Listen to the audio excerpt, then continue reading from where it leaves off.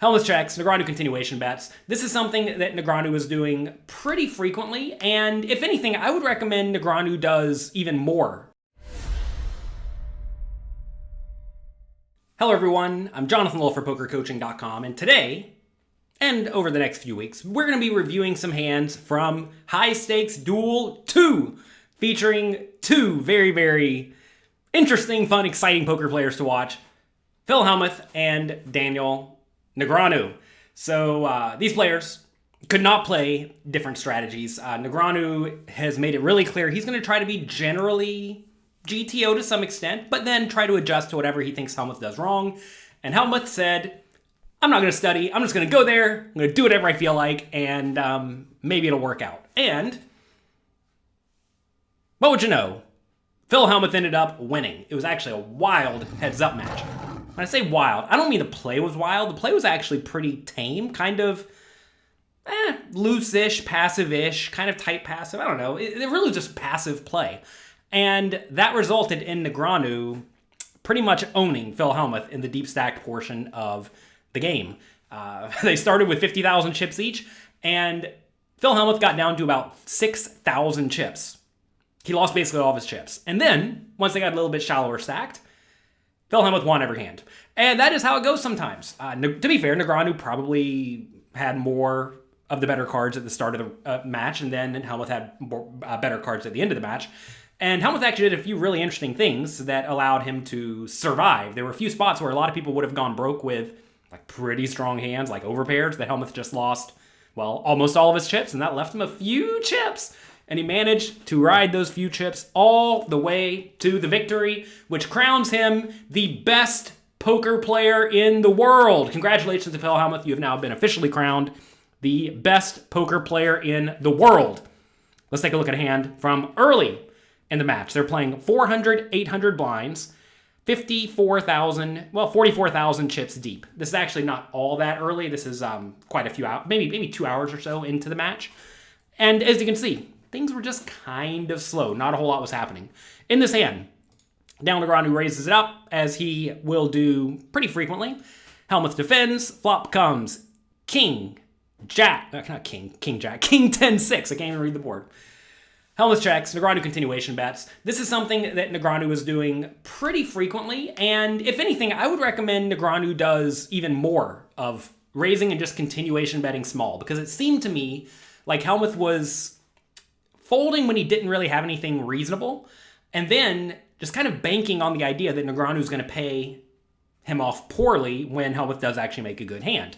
And so if I was Negreanu, I would be perhaps raising a little bit bigger before the flop to get the same number of pre-flop calls, continuation betting small and frequently, getting perhaps a few too many folds there, and then whenever Hellmuth does decide to put in money on the later betting rounds, just get out of the way unless you have something very good. If I was in Hellmuth's shoes, I would definitely recommend he start being a little bit more aggressive before the flop and aggressive on the flop with non-premium hands. I have some free charts. You can check it out at pokercoaching.com/HUNL that will give you the basic pre-flop ranges you should be playing when you're about 75-ish or so big blinds deep, like the players are roughly in this scenario. And I think Hellmuth does need to check that out. It was very clear he was just doing a whole lot of limping, a whole lot of just calling raises with very good hands. There was one hand where he limped ace-king. And, I mean, I guess if you want to develop a limping range, that's fine. However, that strategy really implies that you think Negreanu is going to pay you off really, really, really, really poorly when you make a premium hand. And Negreanu just wasn't really doing that. Negreanu was really not losing much money at all whenever Hellmuth decided to be aggressive. And Hellmuth did get a few bluffs through. There are a few pretty insane bluffs where he had literally no equity. He just check raised the flop and Negreanu folded. And that's what you should do if your opponent basically ever check raises. And you should continue applying aggression until your opponent does get out of the way. Anyway, very, very common spot here. Negreanu raises continuation bets. Hellmuth calls, fine, turns a 3, check. Negreanu decides to check because Negreanu, I think at this point, and pretty correctly so, was assuming that at this point, Hellmuth has something like an ace or better, or some sort of a draw. And he's not folding any of that if Negreanu continues betting, right? So Negreanu manufactures a lot of folds on the flop with a small continuation bet that costs him almost no chips. And once he gets called, he's, done with it to some extent. River is the 9. Helmuth checks again. And now Negreanu does go for the river bluff using a big size. And I like this because now Negreanu is trying to get Helmuth to fold a 9 or a 6 primarily. Because if you think about the hands Helmuth could have here, he could easily have 9-8, 9-7, maybe even a hand like ace-9. He could have all the 6s, right? 6-5, 6-4, ace-6, queen-6, right? You could have all that stuff. And facing a big river bet, I do think Helmuth will start to fold pretty frequently.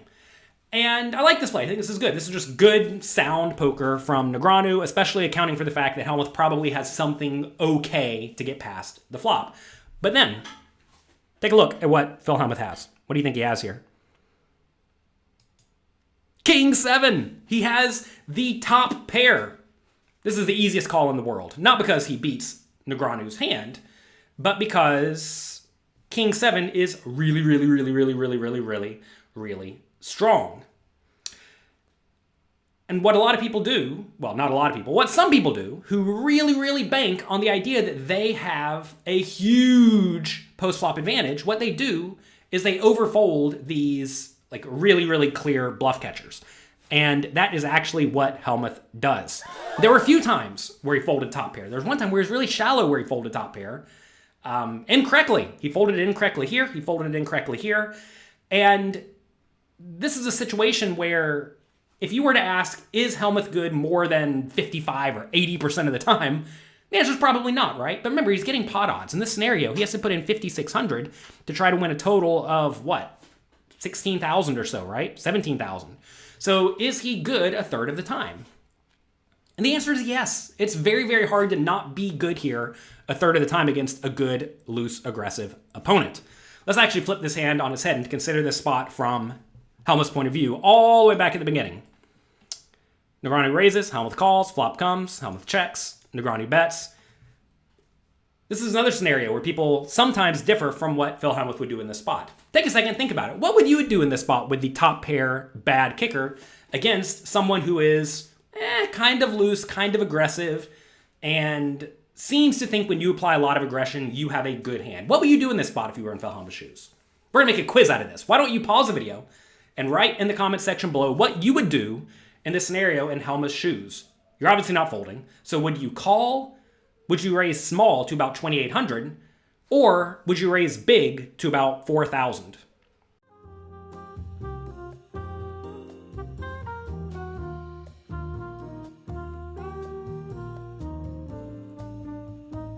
All right, did you do it? I hope so.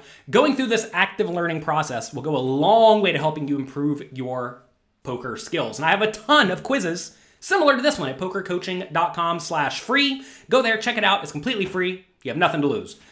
This is a spot where, assuming Negreanu thinks Hellmuth's check raising range is very, very strong, you don't want to be check raising this hand. This is exactly what I was mentioning earlier in this video.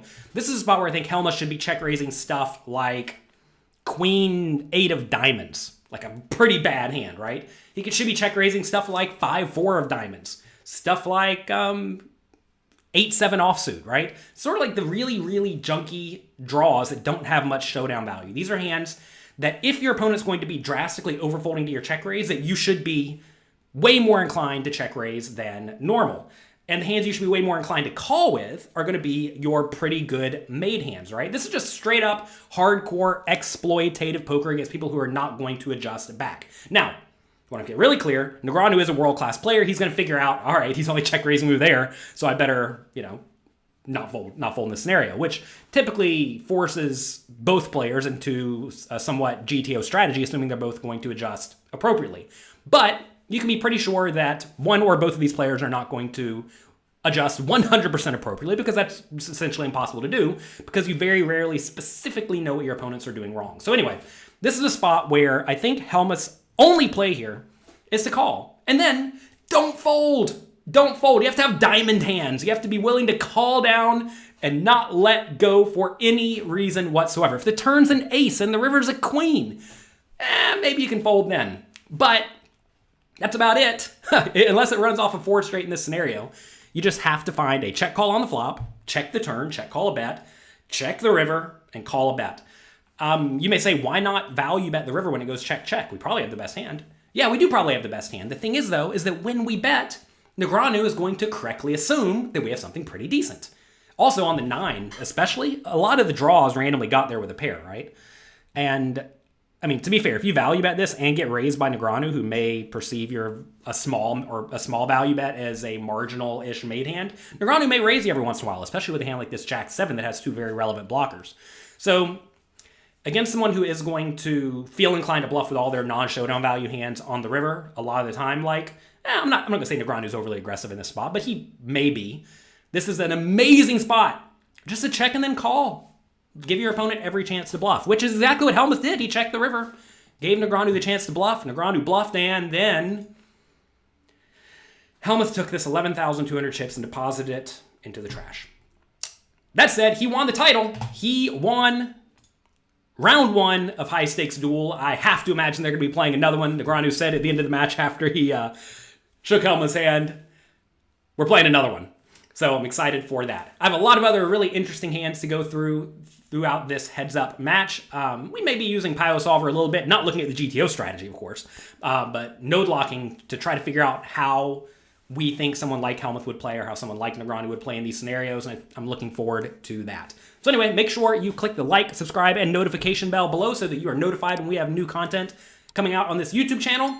Hope you enjoyed this video. If you did, thank you. Thank you for being here. And if you didn't, well, go somewhere else, have fun, enjoy your life. Good luck in your games, have a great, great day, and I'll talk to you next time.